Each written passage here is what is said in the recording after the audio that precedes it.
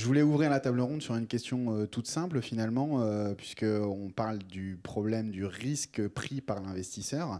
Et justement, c'est quels sont les risques aujourd'hui que prennent les investisseurs quand ils achètent des cryptoactifs. Alors, on va essayer d'élargir effectivement le débat, puisque plutôt que de rester focusé sur du token, de la crypto-monnaie, de les caractériser, on va rester pour l'instant sur un terme un peu plus générique de cryptoactif. Puis la question qui vient avec, c'est est-ce qu'on peut vraiment parler d'un investissement? Et je voulais commencer par Gabriel. Effectivement, c'est toute la question. Est-ce qu'on peut parler d'investissement ou pas? Quels sont les risques? Ils sont nombreux. Ça manque effectivement énormément de transparence, très clairement, alors qu'effectivement, on veut... Enfin, ça promeut à la base l'idée philosophique qui est très bonne, elle est de la transparence. Est-ce qu'on peut parler d'investissement? Selon moi, oui, mais c'est un type d'investissement très différent des investissements dont on a l'habitude. L'investisseur moyen qui investit, il investit dans l'immobilier, en bourse, c'est des investissements relativement faciles à comprendre. L'immobilier, c'est facile, on achète un bien. La bourse, ça dépend de là où on investit. Faut essayer de comprendre la société dans laquelle on investit. C'est d'ailleurs la règle de Warren Buffett, la règle numéro 1. Comprenez là où vous investissez, comprenez la société. Et effectivement, la plupart des gens investissent dans des cryptoactifs, dans des crypto-monnaies, dans des tokens, sans comprendre ce qu'il y a derrière, sans comprendre ni l'aspect mathématique, ni l'aspect informatique, ni concrètement ce à quoi les tokens, les jetons, les cryptoactifs leur donnent droit. Donc, si on investit sans rien comprendre, on est peut-être plus du côté du casino. Et je crois que c'est un terme du PMU, c'est un terme qui va être utilisé beaucoup à ma droite, je crois, on va voir. Par contre, si on investit en comprenant, on peut parler d'un vrai investissement. Et puis, bien sûr, il y a un potentiel de gain. Donc, si on place de l'argent avec un potentiel de gain, c'est un investissement. Et il y a bien sûr des gens qui investissent dans les crypto-monnaies qui gagnent de l'argent avec ça. C'est en général les gens qui comprennent. Merci. Et alors, du coup, Guillaume va prendre le relais. Et du point de vue du conseil, justement, en gestion de patrimoine... Le vrai risque, c'est d'acheter ce qu'on ne comprend pas, clairement. Mais qui comprend quelque chose? C'est le sujet. Autour du fantasme du token, le fantasme de l'ICO, où j'ai parfois le sentiment que l'épargnant spécule, il achète le token parce que c'est à la mode, il achète le token parce qu'en 2017, ça fait une valorisation exceptionnelle, il achète le token parce qu'il est certain de devenir riche facilement, mais il ne sait pas ce qu'il achète. Et quand on creuse... Moi, je viens du monde de l'épargnant, de l'investissement classique. Et dans mes petites études, j'ai appris qu'un investissement, la valeur d'un investissement, n'était autre que la somme, la valeur actuelle des flux futurs. Et donc ça veut dire que la valeur d'un token, elle est simple à déterminer, c'est la valeur de l'usage. C'est qu'est-ce que ça m'apporte et quelle est la valeur de ce que ça me rapporte. Mais sauf que ce raisonnement-là, je ne l'ai jamais lu. J'ai jamais vu aucun modèle qui valorise le token. Moi, oui, au contraire. Je veux bien être le méchant de la bande là-dessus, parce que je suis celui qui fait les ICO et qui vend des tokens. Je pense qu'il y a une chose qui est importante dans ce que tu dis, c'est la valeur qui est véhiculée par le token. En fait, il ne faut pas confondre la valeur du token et la valeur qui est véhiculée par le token. Et pour ma part, et notamment pour mon Letrac, et j'invite tout le monde à regarder ce qu'on fait, nous, on utilise le token juste pour traquer de l'argent. La valeur, c'est pas le token, c'est l'outil de tracking. C'est donc un utility token. Le fait qu'on puisse indemniser une assurance en traçant que l'indemnisation va bien se faire en remplacement à neuf, comme on l'a dit, pour acheter un frigo comme Axel a voulu chez Darty. La valeur, c'est le fait qu'on trace cet argent-là. C'est pas d'acheter ce token qui sera juste un outil. Donc il n'y a pas de spéculation sur la valeur. Il n'y a pas du tout de spéculation, et je veux m'inscrire en faux sur le fait qu'il n'y ait que ça dans ce genre de marché. Je pense qu'il y a eu beaucoup de gens qui ont monté des blockchains avec des tokens un peu fumeux pour aller chercher de l'argent facile, mais que la réalité, c'est qu'en fait, tout ça va s'écrouler et qu'il va rester que des gens qui sont très sérieux, qui publient ce qu'ils font, qui disent où ils vont aller, et vous avez un white paper, vous le lisez, vous regardez si c'est sérieux, vous regardez l'équipe, enfin on reviendra dessus, et là, après, on verra des business sortir très innovants, très pertinents par rapport à ce qui se fait. Moi, personnellement, ce que je fais, c'est que je remplace des bouts de papier. Voilà. Et donc c'est très intéressant. Donc on admet que le token n'a pas vocation à être un outil de spéculation. Il ne faut pas, sinon c'est catastrophique. Ça veut dire, si je participe à votre ICO, qu'est-ce que j'achète? Et pourquoi j'y participe? Alors, tout dépend si... Enfin, c'est pas le sujet peut-être du panel, mais tout dépend si je suis un investisseur institutionnel ou si je suis un investisseur particulier. Pour le coup, dans notre ICO, il vaut mieux être un investisseur institutionnel parce que si je participe à mon ICO, je vais acheter des tokens, donc je vais préacheter des transactions pour véhiculer en fait de la monnaie dirigée, des programmes de monnaie dirigée. Un exemple concret de programme de monnaie dirigée en France, c'est le ticket restaurant ou c'est le chèque cadeau. Je donne un bout de papier qui n'est valable que ici. Ou une indemnisation d'assurance. Je vous donne une indemnisation pour remplacer un frigo. Un crédit à consommation. Je vous donne un crédit pour acheter une télé. Ça, c'est la monnaie dirigée. Nous, ce qu'on vend, c'est ça. Ok, merci. Mais alors du coup, Christophe, pour poursuivre, c'est quoi la différence fondamentale entre des produits financiers traditionnels et des cryptoactifs ? Alors, chez Moneytrack, en fait, par exemple, on a eu deux types d'investisseurs. On a eu les investisseurs en equity, donc Truffle Capital, qui est venu, qui a dit, voilà, je vais mettre 2,5 millions dans cette entreprise. Donc, en fait, va mettre l'amorce pour qu'on puisse développer la plateforme. Donc là, c'est un type d'investissement assez classique. Je prends des parts dans une société, je la fais grandir, etc. Et le deuxième investisseur, c'est celui qui va investir en token. Et je pense qu'on aura un troisième bientôt, c'est celui qui va investir en equity et en token. C'est-à-dire, il va acheter des tokens, mais il va aussi prendre des parts dans l'entreprise. Ceux qui investissent en token sont des investisseurs qui ont pour vocation à créer des programmes de monnaie dirigée. On pourra en parler à la pause après, derrière, si vous voulez. Et qui n'ont pas la solution technique. C'est-à-dire qu'ils se disent, moi, mon métier, c'est de faire de la monnaie dirigée. Mais ce qui serait bien, c'est de le faire sur la blockchain pour que ça soit pertinent. Le problème, c'est que je ne sais pas faire une blockchain. Donc, je vais acheter, en fait, je vais préacheter des transactions dans le cas de l'ICO de Moneytrack. Typiquement, c'est comme si je préachetais des transactions Mastercard ou Visa, par exemple, à un prix inférieur, parce que j'en achète un gros paquet avant, et je les utiliserai dans le cadre de lancement d'un business cohérent, avec des vrais sous-jacents économiques. Justement, Guillaume, moi j'aimerais bien aussi avoir ton point de vue de cette différence qu'on peut faire aujourd'hui entre ces deux types de produits. Mais là on a quelque chose qui est sain, qui me semble sain, où on n'est pas dans la spéculation. Aujourd'hui, quand on écoute, quand on lit les médias, quand on regarde cette euphorie autour des cryptos et des tokens, on ne parle que de spéculation. C'est-à-dire que je suis une entreprise, j'émets des tokens, et moi, épargnant, j'achète du token. Pourquoi ? Parce que je vais faire fortune sur la valorisation future du token. Et on s'écarte en permanence de cette valeur d'usage qui, pour moi, doit être au cœur de la réflexion sur le token. Ce qui est particulier, ce qui est intéressant, c'est qu'effectivement, on voit un dispositif sain. On préachète en avance quelque chose. Ça s'appelle un utility token. Et ce qui est intéressant, c'est de constater que finalement, ce n'est pas forcément les projets qui sont mal intentionnés. On a vu énormément en 2017, début 2018, des gens acheter des utility tokens qui n'avaient pas du tout l'utilité de ce token.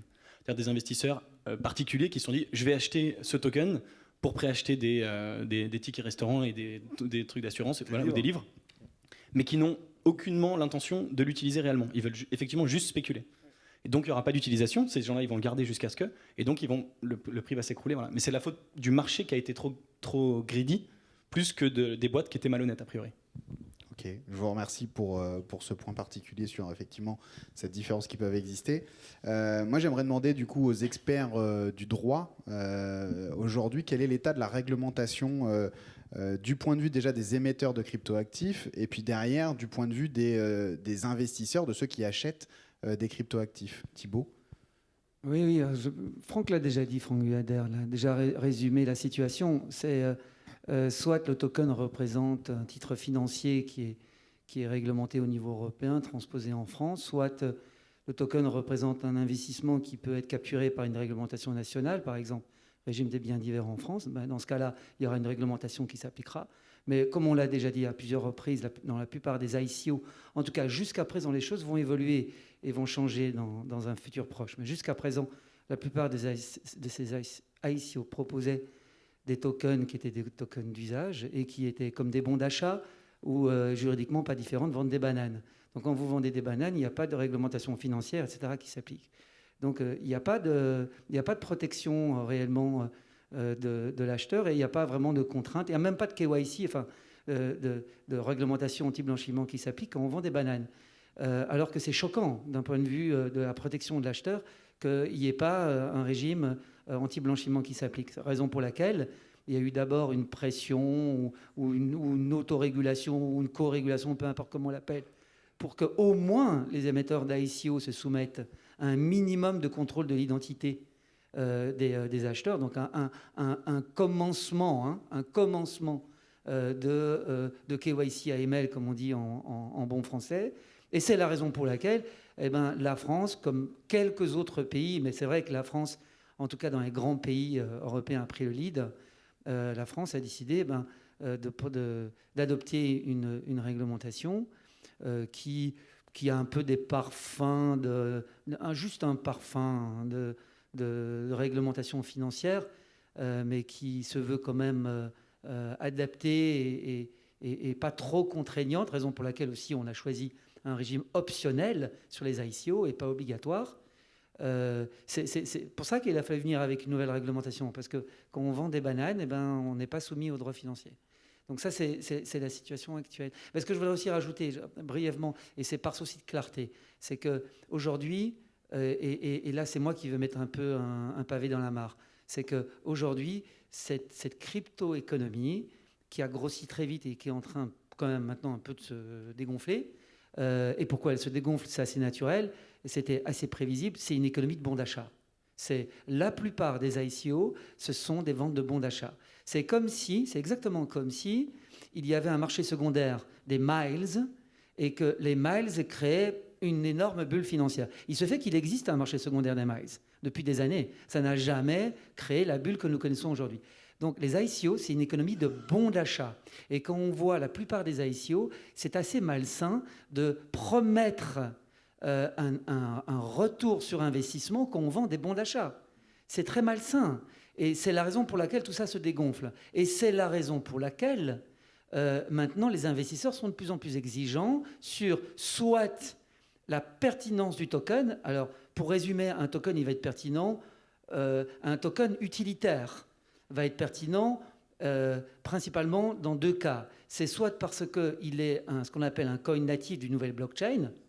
Et là, il faut acheter ce token, ce coin, pour permettre l'émergence de cette nouvelle blockchain parce qu'elle a un sens pour la communauté. Soit parce que le token est la seule manière d'offrir le service qui est proposé. La seule manière. Or, si vous faites un bon d'achat, c'est pas ça. Un bon d'achat, ça ressemble un peu à un programme de loyalty programme. C'est achète mon token, tu préachètes mon service et je vais te donner un petit discount. Je vais te donner un petit discount sur le service. Mais ça s'appelle un programme de loyauté. Il n'y a pas besoin d'un token cessible sur un marché secondaire. Et d'ailleurs, les Américains l'ont bien compris. Les Américains disent, si vous faites une ICO et que vous ne voulez pas que ce soit considéré comme un security, donc soumis à la réglementation américaine, ne dites pas que c'est un investissement. Dites que c'est la seule manière d'utiliser le service et que le service soit disponible au moment où vous faites l'ICO. Okay. Sinon, c'est que de la spéculation et ça tombe dans la réglementation. C'est du bon sens tout ça. Ok. Et Hubert, de ton point de vue, en quoi la régulation elle peut apporter une réponse à la protection des investisseurs ? Alors, on en revient à la question de savoir si c'est un investissement ou pas un investissement. Exactement. Donc, considérant que c'est un investissement sans doute, puisque c'est de l'épargne publique, à un moment, il faut bien que la régulation arrive. Pour protéger l'investisseur, tout régulateur boursier a une double mission. D'une part, protéger l'épargne et d'autre part, favoriser la croissance de l'économie. Ce n'est pas forcément écrit comme ça sur cette deuxième partie, mais c'est bien comme ça que ça se voit. Et c'est cette balance entre protection de l'épargne et financement de l'économie, en l'espèce l'innovation, qui doit être le curseur d'une bonne régulation. Donc comme on ne sait pas encore très bien si c'est un jeu ou un investissement, pour autant ceux qui investissent dans les tokens, ils mettent leur économie. Et ils mettent leur économie en se disant je vais gagner de l'argent facilement, grosso modo. Surtout les Coréens, les Chinois, les Japonais, etc. Parce qu'on peut dire c'est que tout ça, ça vient plutôt d'Asie que d'Europe. Bon, il y a eu on l'a dit tout à l'heure, il n'y a pas beaucoup d'investisseurs en crypto-monnaie en France, pour faire court. Donc c'est bien de réguler, mais le marché n'est pas vraiment là en France. Donc ce que je veux dire par là, c'est que la régulation du côté de l'investisseur, on en revient toujours à la question, c'est qu'est-ce que j'achète ? Donc c'est une transparence. Une transparence, ça a été dit aussi tout à l'heure, fondamentalement, c'est à quoi va servir le token, qu'est-ce que c'est que le business plan, parce qu'on voit rarement des business plans intéressants, on voit rarement des projections financières sur les 3 ans comme un bon prospectus. Donc une bonne transparence sur l'écoute historique, comme on peut dire, du token. Mais la transparence, elle doit aussi aller plus loin. Elle doit aller aussi sur ce qui a été récolté, des obligations ou non de restrictions de vente, etc. Ce qui manque fondamentalement aujourd'hui pour faire un produit d'épargne, un produit d'investissement à ces tokens, c'est un encadrement qui donne confiance à l'investisseur qu'il y a des projets qui sont régulés et non pas simplement des paris. Car pas la plupart, mais une grande part, à gauche ce n'est pas le cas, sont quand même des paris. Donc cette transparence, la difficulté, c'est qu'il faut bien, à un moment, savoir qu'est-ce qu'on entend par transparence. Et ici, on touche à une difficulté, c'est qu'il n'y aura jamais de régulation mondiale des ICO. Pourquoi je dis jamais ? Parce qu'il n'y a jamais eu de régulation mondiale des offres publiques. Pourquoi il n'y a jamais eu de réglementation mondiale des offres publiques ? Parce que c'est du droit national ou régional. Donc quand on fait une offre publique, on le fait dans un pays, et après on ouvre l'offre publique ou pas dans un certain nombre de pays. Donc comme on n'est pas arrivé à se mettre d'accord au niveau mondial sur le régime de l'offre publique de titres, et c'est pas demain la veille qu'on va y arriver, j'ai un peu de mal à penser qu'on va arriver à un régime mondial de l'offre publique de jetons. Donc on va avoir des régulations nationales ou régionales, et la difficulté va être d'harmoniser le contenu de ces régulations du côté de l'investisseur pour savoir comment on le protège mieux. Si on est arrivé à le faire au niveau... C'est là que la régulation, l'histoire de la régulation est importante. Car si vous avez un régime de l'offre publique de titres qui est différent aux États-Unis, en Europe et dans certains pays d'Asie, pour autant, vous avez une ligne directrice qui sont toutes les mêmes, qui ont été édictées par IOSCO ou ICV depuis 20-30 ans, c'est-à-dire par l'Association des régulateurs de bourse, qui depuis 20-30 ans met en place des principes directeurs qui sont repris par chacun de ces régulateurs. Ça n'existe pas encore aujourd'hui, donc on aura une disparité, et on a toujours une disparité, et on va avoir pendant longtemps une disparité de régulation, d'où, et l'AMF nous en parlera tout à l'heure, Alexandre nous en parlera tout à l'heure, on commence par réguler localement avec un degré d'exigence qui ressemble effectivement à ce qu'on trouve en matière financière.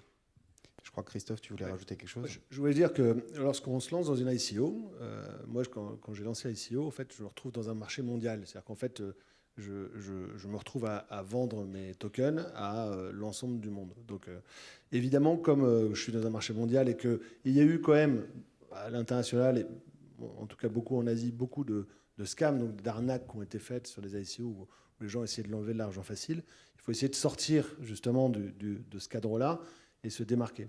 Moi, j'ai un grand-père qui disait toujours, il y a des poissons volants, c'est pas la majorité de l'espèce. C'est vraiment le sujet. C'est vous faites quelque chose de sérieux. Le problème, c'est que vous avez du mal à vous faire entendre parce que vous êtes un dossier parmi 3000 dossiers qui sont envoyés à des investisseurs qui sont eux-mêmes sérieux. La deuxième chose que je voulais dire, pour rebondir sur ce que disait Hubert, c'est la régulation, ça fait pas peur aux gens.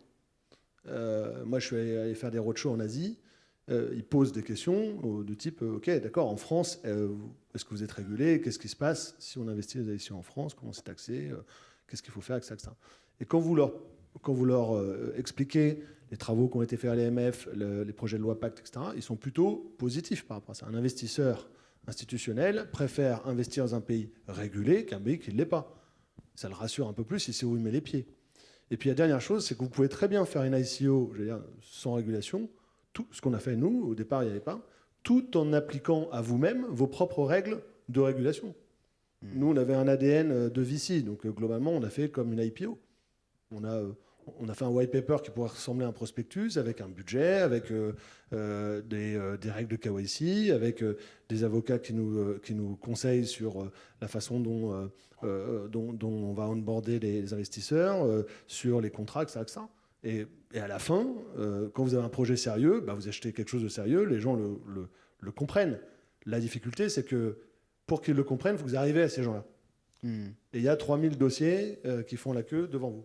Juste un petit point complémentaire qui n'est pas une réponse à Christophe. Je vous ai dit tout à l'heure, j'insiste là-dessus parce que c'est intéressant. Vous avez la même notion, grosso modo, dans tout le monde entier, de ce que c'est une offre publique de titres. Dans tous les pays, ça veut dire grosso modo la même chose. Après, la régulation, elle est différente. Mais le concept est le même. Vous prenez un token sérieux, comme celui de Monetrack. Vous avez ses caractéristiques. Eh bien, suivant les pays, aux États-Unis, on va vous dire c'est un security. Au Japon, on va vous dire c'est une virtual currency.